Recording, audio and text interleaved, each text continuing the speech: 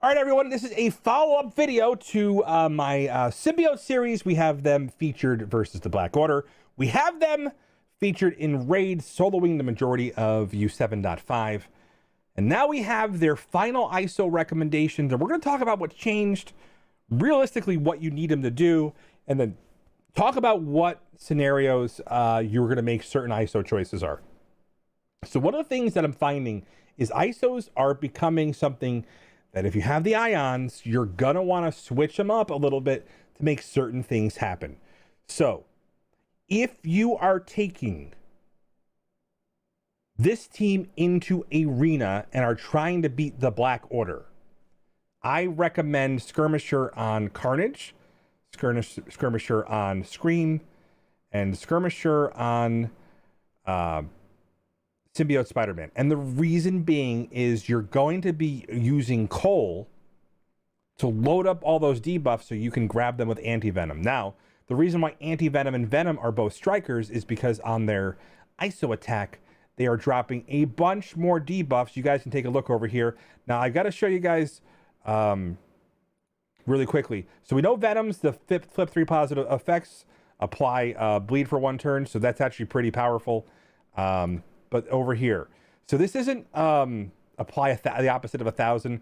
You basically are dropping another 3 to 4. I think it's 3 bleeds on the primary target. I've got to double check that because it happened so quickly. I'll be reviewing a video that I shot earlier, so I'll get that in the comments hopefully by the end of the day today. So it is the reason why you do that, because those bleeds are helping you counter and build up all those debuffs on Cole to be able to spread. So that is very specific for their purpose for arena. Now, for raids, this also works in raids. Now, it works at U7.5 because we're able to counter and we're able to dispel a lot from the level 5 skirmishers. So some of the things like being able to stun, if you guys watch my video, being able to stun Juggernaut was a function of basically the defense down, the bonus focus, was enough to overcome that from perspective of having it happen frequently. Now, does it happen all the time? No, that's still a hard check. That's still something that you're gonna want to worry about.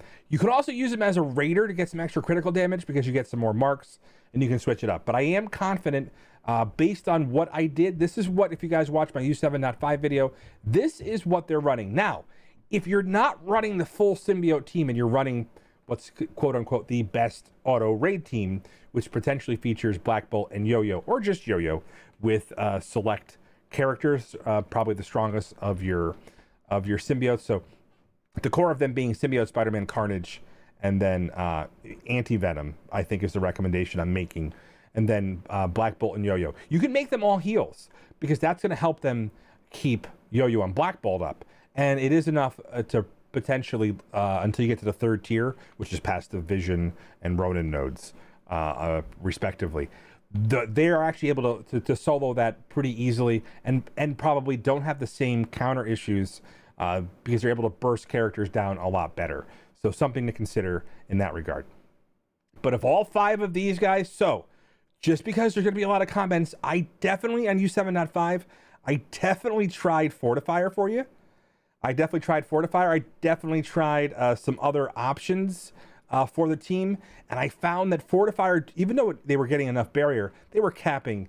And the problem with U7.5 is they were taking deadly damage even through the barrier. So we're talking about a 300k health character at G14 with the level 5 ISOs. So something to consider. I didn't see the value in it. I'm sure actually in earlier parts of the raids, like if you're doing U7.3, U7.4, I'm sure it actually is a little bit better. And I like Skirmisher on her, although she can be a striker.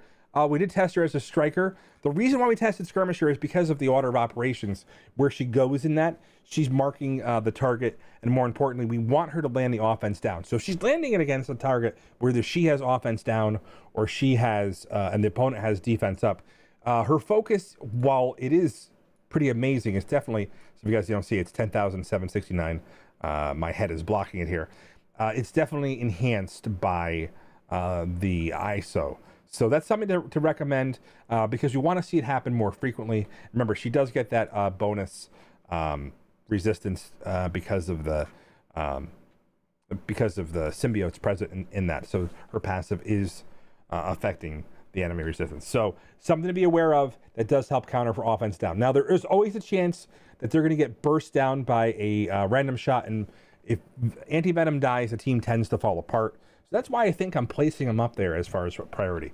But again, there is no one-size-fits-all solution. Again, I'm going to tell you, Fortifier level 5 wasn't really doing it for me at U7.5. So if you guys are making that push, I would probably recommend against it if you're using that right now. In U7.3, you may want to start building it up to something else because, like I said, those resistances and focus are on there. Next part of the puzzle is, just to get this out of the way, is if you're building them up to beat Black Order, you have to take stock of what the Black Order is in your arena. If they are going to be your arena offense team, which most people already have Black Order built up, this is probably not the best version of the team to take them on there. If you have Doc Ock, you can check out OMG Mobile Gamer's video on his channel. But this will, if you want to make a single investment, you will be able to beat the vast majority of Black Order teams, but you have to remember that it is very Red Star dependent, and the Black Order team's been out for a little while longer, and people have invested tons of ISOs in them. In fact, they're the #1 team from what I'm seeing that people have invested their level 5 ISOs in. So I did this for your testing. What I have found is this works the best. When I had him as Raider or even Striker, it wasn't landing enough because there just wasn't enough focus on the early D down or the D up for Cole Obsidian, so you weren't able to land the D down. And that means that you weren't getting the early defense up to help prevent some of that massive amount of damage that the team can do. So Black Order recommendations, raid recommendations are the same. They've got tons of innate healing. So again, this is a 590k team. I would be interested to see what the best autoing situation is as you guys get closer to 450 plus. Tell me what you guys are doing in the comments. Share some ideas. I'm curious to see from a different lens than is other than my roster, but they do, for the most part. There is some times where you're going to have to restart if anti-venom dies. They do have the ability to auto it. There are some other plug-and-play characters. And so we're going to showcase that quote-unquote best raid team that's emerging in the next set of videos here. So stay tuned to the channel. Remember, this is your Mad Dadbertory. I do things so you guys don't have to. The symbiotes are out, and the final review is in, and they are absolutely amazing. So what I'm going to tell you guys is also important. So if they work in Arena versus the Black Order, they're also going to work in War. But the only concern is if you guys bring these guys in War, be careful with the defense down.